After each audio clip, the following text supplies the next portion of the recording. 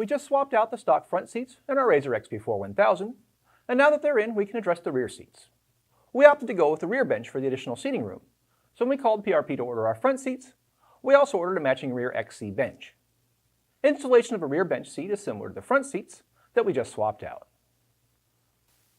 and begins by removing both stock seats.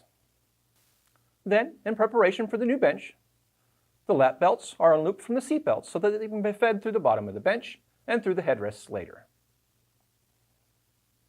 The 4 Torx bolts for each seat base are unthreaded from the seats, and the seat bases are removed. Keep all the stock hardware as it will be reused on the new bench. The seats are set aside. Then, at the bottom of the new seat, both seat bases are set under the seat mounting rails, with the seat release lever facing the rear. The 4 stock seat base bolts for either base are threaded into the seat rails, but not tightened down fully. We want the seat bases to be able to slide so we can adjust the position of the seat front to rear.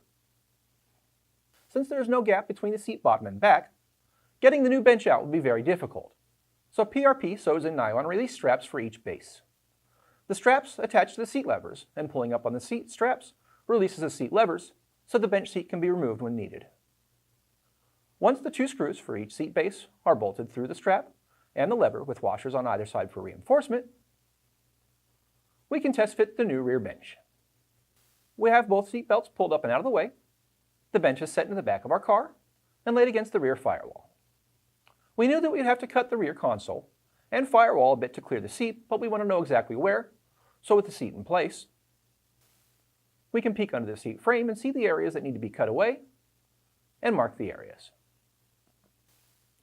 The seat is pulled out and we use an oscillating saw to cut through the plastic just behind the seatbelt slots on either the side of the console, down to the vertical sides of the console, and back to the rear firewall. Then we cut across the console at the front of the seatbelt slots. We remove the 2 body clips that hold the console to the firewall with a pair of side cutters, and remove the cut portion of the console. The ledge in the rear firewall that the console sat on is cut off with a saw, and since there's really no reason to have the sides of the rear console sticking up, we cut them off flush with the front edge of the seatbelt slots. We can test fit the seat again, and after sliding the seat back as far as we can, we tilt the seat up and tighten all 8 of the seat base bolts. Then we feed the inner seatbelt loops through the corresponding belt pockets on the bottom of the seat and pull them through the base of the seat. Finally, we can set the rear seat in place firmly and feed the shoulder harnesses through the headrest slots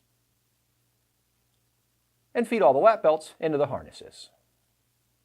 Now our rear seat passengers can ride in a bit more comfort, and we have a matching set of custom seats for our Razor.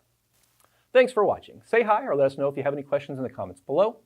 Let us know what videos you'd like to see on our Razor, and make sure to click the like button and subscribe to our channel. If you're interested in the PRP seats or any other side-by-side parts, head over to sidebyside UTVparts.com.